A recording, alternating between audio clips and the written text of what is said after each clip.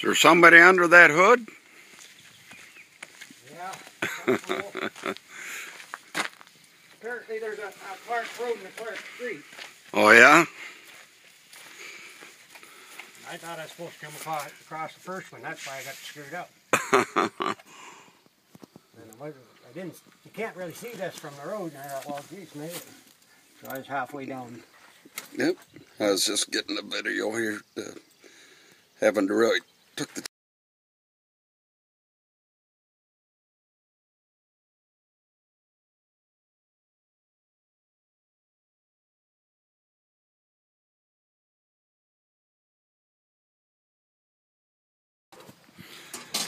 Alright, we're installing an ECM here on an N14 Select 410 horse, CPL 1809.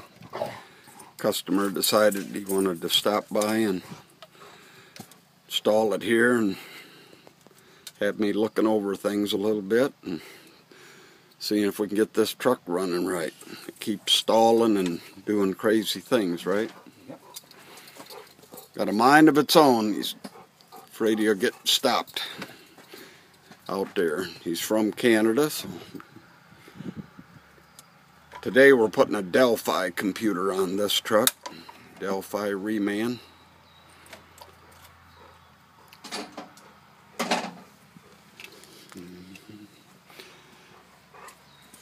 A little tough to put them on, but not too bad. Got 6 screws that take off on the ECM and cables over there on the right.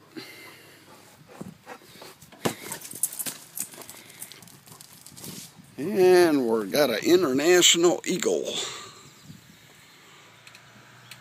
94 truck, you said, huh? 95 truck. Yeah. Got 1,700,000 miles on it. 1,700,000, huh? You had injectors put in it? I rebuilt it last year. Did you? About 1.6 million I rebuilt it. Did you put Cummins Recon injectors in it? Good. You got to remember those come with new electronic solenoids, and that has one of them solenoids will go bad and it can burn up an ECM quick. So it pays to stay with Cummins. Except the ECMs. Get them from us. Ha ha. Cost me more money if I want to buy something right straight from Cummins. It costs me more money if I go to the dealer and buy the same part and buy it cheaper. Right. Well, that's why how they get dealers out there. You're dressing the fuel solenoid wire, huh? Yeah, they taped it up. Okay, so he temporarily, which you probably hear rumors, he was having trouble with this ECM and fault codes dealing with low voltage 434 and I think 234 maybe. Can't keep it in my head, but it means low power supply in the ECM and low voltage to the fuel solenoid. So he hot wired the fuel solenoid to give him a little more life, but he did it correctly by taking the wire off the fuel solenoid, taping it up, and just running a hot wire temporarily to the solenoid. That way it won't backfeed in the ECM. Yeah, the code's a 254. 254, yeah. Stand to be corrected here.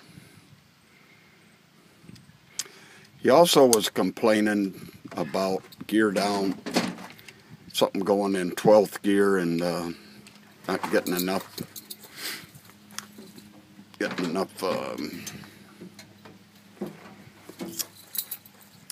I guess slowing down, derating, doing crazy things in 12th gear. So his original ECM had gear down protection enabled, 60 on heavy duty and 50 on light duty. So we're disabled that and kept everything else. I got all the parameters out of it, put it in this one, made some tweaking, stayed with the same horsepower. So we're going to start it up in a minute and see what happens. Alright, she's running.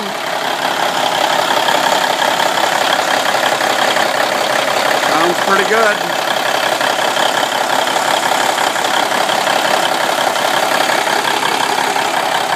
procedure is turn the key on, left it set for 1 minute to identify everything, and we're going to take it for a ride. Alright, we're going to go take a ride in this bad boy. Bad Boy International here.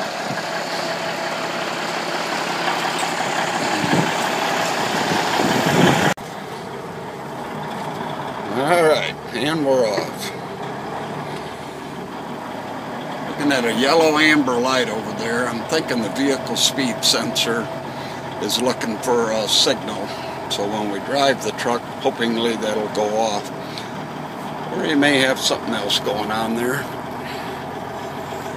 It sounds better than it did? Yeah.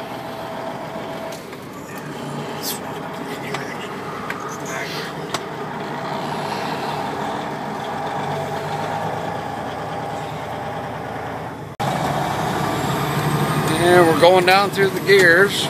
Seems like it's running like it should. Still got an amber light. He said he had that when he had the truck. And we're rolling in a nice blue truck. Everything in my life lately, I bought a blue Charger, I had a blue truck, I got a blue van. Now I'm in another big blue truck.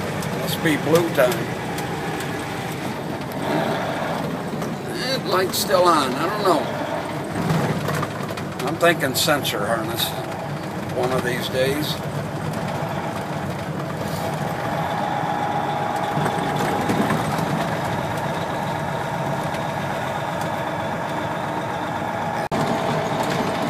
Okay, now this gentleman here riding finally made that amber light go off and taught me a technological trick.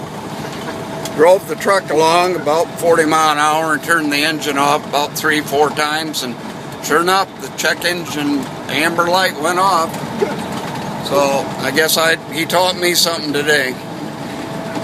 You pretty happy at the ECM there, sir? Yes, sir. I believe it. Some parts. All right.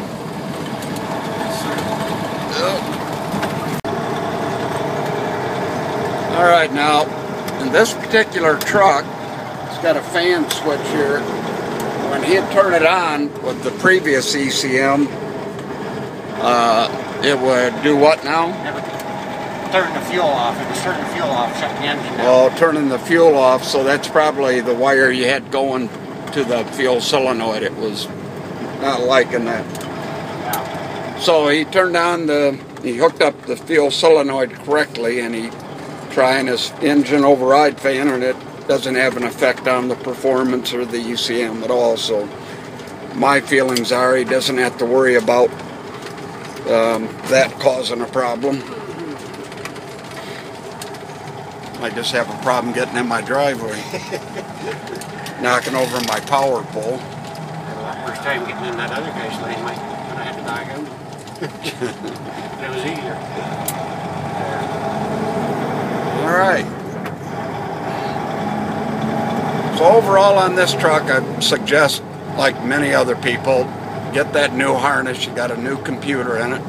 Get a new sensor and injector harness. They're both separate on the Select model 95 trucks and earlier. And I think he's got trouble-free electronic going, and he overhauled the engine 100,000 miles ago. So 100,000. 100,000 he's got on it. So I think he's got some good clean trucking. Get a few more things changed, and that's it.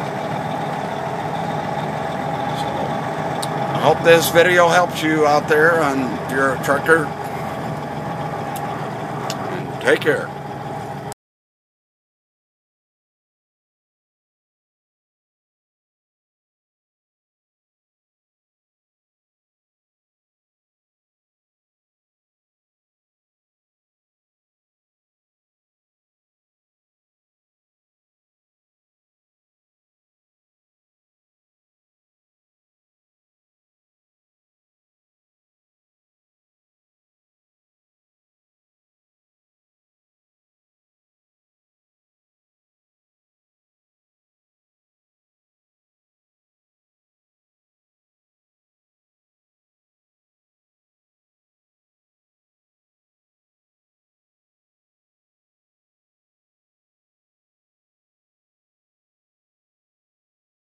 thank you for stopping by N14parts.com, and I hope you enjoyed that video.